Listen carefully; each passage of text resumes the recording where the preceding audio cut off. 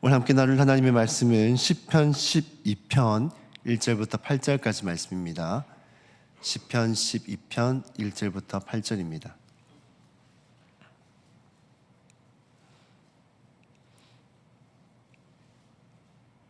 한 목소리로 함께 봉독하도록 하시겠습니다. 여호와여 도우소서. 경건한 자가 끊어지며 충실한 자들이 인생 중에 없어지나이다. 그들이 이웃에게 각기 거짓을 말하며 아첨하는 입술과 두 마음으로 말하는도다. 여호와께서 모든 아첨하는 입술과 자랑하는 혀를 끊으시리니 그들이 말하기를 우리의 혀가 이기리라. 우리의 입술은 우리의 것이니 우리를 주관할 자가 누구리요 함이로다. 여호와의 말씀에 가련한 자들의 놀림과 궁핍한 자들의 탄식으로 말미암아 내가 이제 일어나 그가 그를 원하는 안전한 지대로 두리라 하시도다. 여호와의 말씀은 순결하며 흙 도간 위에 7번 단련한 은 같도다. 여호와여 그들을 지키사 이 세대로부터 영원까지 보존하시리로다.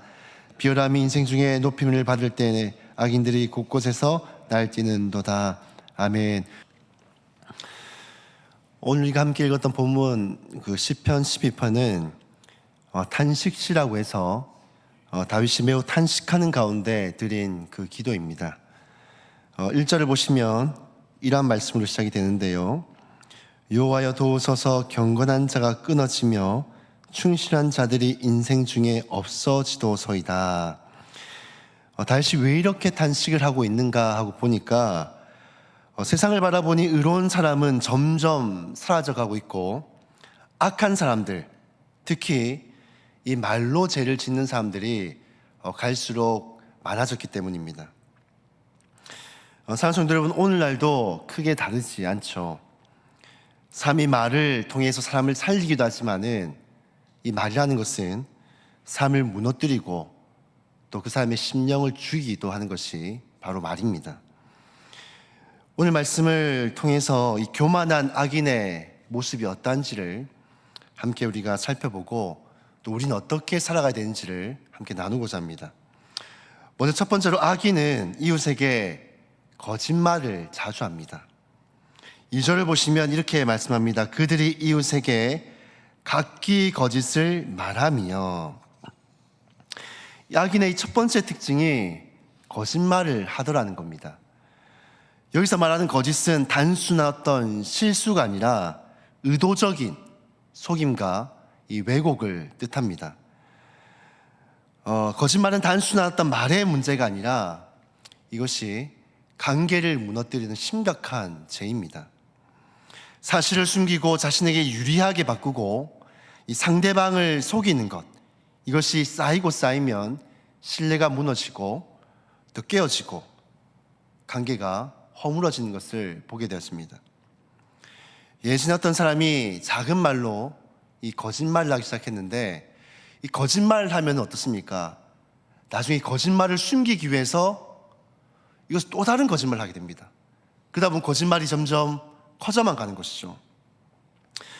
그러다 보니까 결국엔 이 사실이 들통이 나서 이것이 감당하지 못하게 되니까 이 주변 사람들로부터 버림받고 또 신뢰가 깨어지는 그런 모습들을 우리 주변에서 종종 보게 되었습니다. 혹은 우리 중에 누군가 이러한 일들을 경험했을 수도 있습니다. 사랑하는 여러분, 악인은 이처럼 거짓말을 아주 쉽게 합니다. 하지만 우리 성도는 절대로 거짓말을 해서는 안 됩니다. 왜냐하면 우린 진리를 나르는 자들이기 때문입니다. 이 거짓말과 진리는 서로 반대 방향에 있는 것이죠. 우리는 거짓을 따르는 사람이 아니라 이 진리를 따르는 사람들이기 때문에 우리의 입술로 거짓을 말하고 누군가를 속이고 또 의도적인 어떤 왜곡이나 속임이나 자신에게 유리하기 위해서 그런 말들을 절단코 해서는 안 될 것입니다. 특히나 우리가 속해 있는 이 교회에서나 혹은 가정에서나 혹은 직장에서나 이러한 일이 반복되게 될 때 교회는 교회 안에서의 관계가 깨어지고 또 가정에서의 관계가 깨어지고 또 직장 내에서 그런 신뢰들이 깨어지는 것들을 보게 되십니다.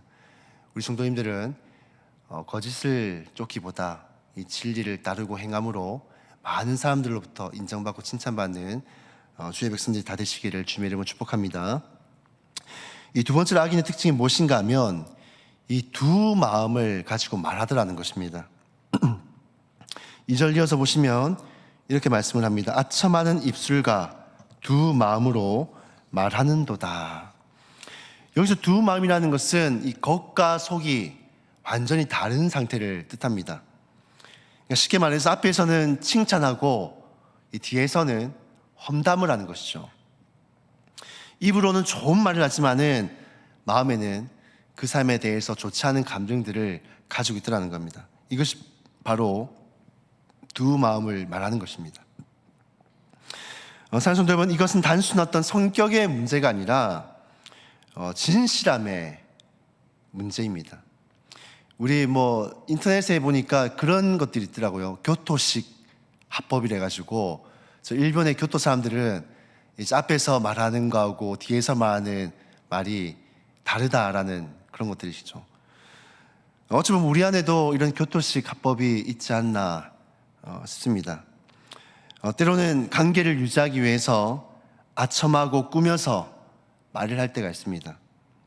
하지만 하나님은 우리의 입술뿐만이 아니라 우리의 마음의 중심을 보시는 분이십니다. 어떤 사람이 직장 상사에게 늘 웃으며 좋은 말을 했다고 합니다. 근데 돌아서서는 불평과 이제 불만사항들, 비평들을 했던 것이죠. 우리 직장생활 하신 분들은 아마 다들 이런 경험들이 있으실 것입니다. 결국에는 그 모습이 드러나면서 사람들로부터 신뢰를 잃게 된 것이죠. 사람들은 오히려 같이 그 직장생활을 비판하면은 같이 어떤 마음이 하나 되어지고 우리 온 팀이야라는 그런 느낌이 들겠지만 실제로는 어떻습니까? 이 사람이 앞에서 하는 행동과 뒤에서 하는 행동이 다르면은 앞에서는 같이 막 이렇게 동조할지 몰라도 이런 마음을 가지죠. 이 사람은 앞과 뒤가 다르구나. 신뢰할 수 없는 사람이구나. 라고 생각을 한다는 것입니다. 사랑하는 성도 여러분, 성도의 언어는 겉과 속이 같은 언어여야 합니다. 하나님 앞에서는 정직한 말을 해야 되고 또 진실한 마음을 가져야 합니다. 자, 여러분들은 앞과 뒤가 다른 사람이 아니라 앞과 뒤도 늘 똑같은 그런 모습으로 사람들 앞에서 설 수 있기를 주님의 이름으로 축복합니다. 이 세 번째로 악인의 특징이 무엇인가 하니까요, 비열하게 행동을 하더라는 것입니다. 오늘 본문 3, 4절을 보면 이렇게 말씀을 합니다. 여호와께서 모든 아첨하는 입술과 자랑하는 혀를 끊으시리니 그들이 말하기를 우리의 혀가 이길 것이라. 악인은 자신의 말과 능력을 과도하게 믿고 또 자랑을 합니다. 그리고 그 힘으로 이 다른 사람을 짓누르고 억압하려고 합니다.